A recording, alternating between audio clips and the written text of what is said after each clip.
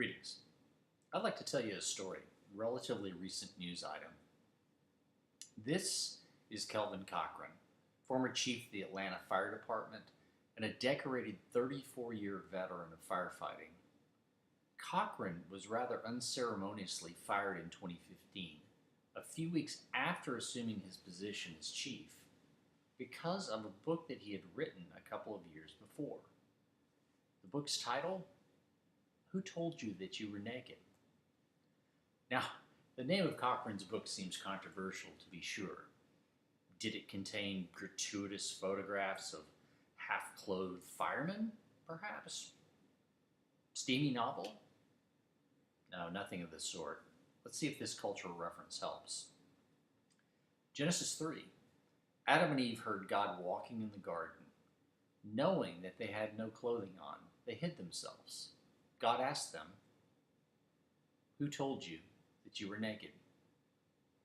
Turns out Chief Cochran's chief sin was providing, in a book intended for Christian men, a reasoned biblical defense of the contra-secularist idea that sex was designed by God for a man and a woman. So why are we here? I'm here to talk to you about this proposal. Every Christian can provide simple, reasonable responses to the key assumptions of the secularist worldview.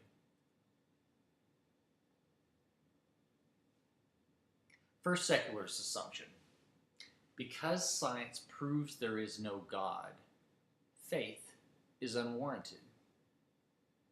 The light is now on, and we now know there's no God. Any belief to the contrary is on its face unreasonable, an exercise in blind faith in the teeth of clear evidence. The true believer is the real danger and must be ridiculed, removed from positions of influence, and marginalized. What is the Christian response to that? Disbelief requires faith.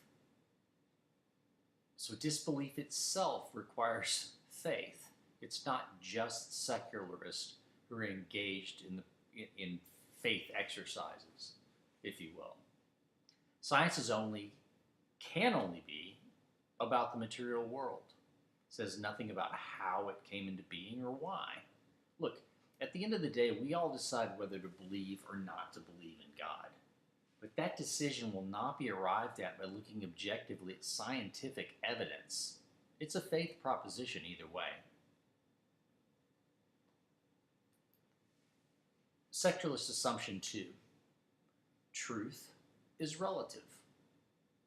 What's true for you may not be true for me, etc., etc. We all must determine right and wrong for ourselves. So, for example, sex is a pleasure to be enjoyed, not an object of guilt. Gender, a decision to be made based on not whatever body parts you may happen to have been born with, but based only on that which you feel in the deepest parts of your soul is right for you. Now, how do we respond to that? The truth is relative. Perhaps you can already see contradictions. The response from a Christian standpoint is, at the very least, objective truth exists. Secularists certainly act as if that's the case. Again, why in our current culture are we presented with the statement that sexual orientation is self-determined, delivered as if it were objective truth everywhere and for everyone? The officials who fired Chief Cochran in Atlanta certainly act as if they believed in objective truth. The real question then would be, who's right? Finally, secularist assumption 3. Utopia is the end to which civilization is progressing. Now, this idea is not entirely unbiblical, but what is required to get to utopia, to this state of perfection, is an unquestioning embrace of those things which a few, especially those in institutions of power such as mainstream media and academia, corporately have decided what is best. In other words, it's humans making the decision. Our response as Christians, the end is actually God's new creation, a new heavens and a new earth.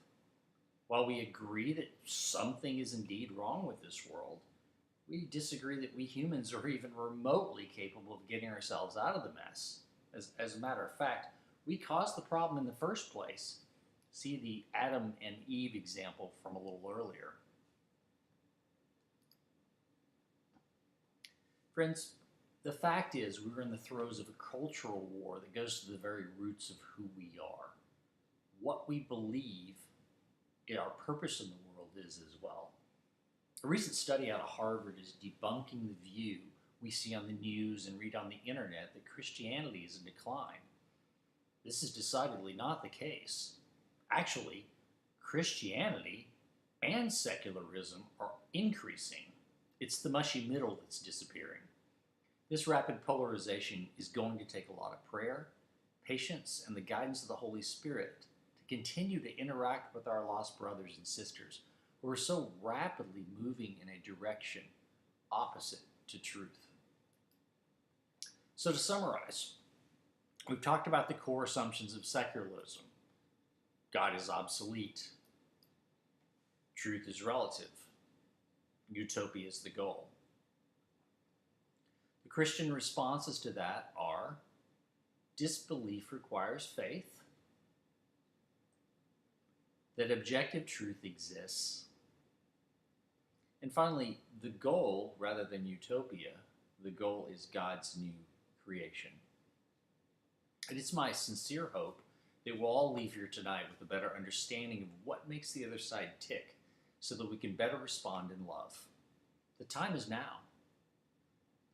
On your left here, you'll see a link to our website where you'll be able to find ways to act, as well as more tools to help you. Simply click and you'll be able to easily find the information you need. And in no time, you'll be on your way to taking your place next to your fellow soldiers in this battle for truth and the soul of our culture. May God bless each of you. Thank you.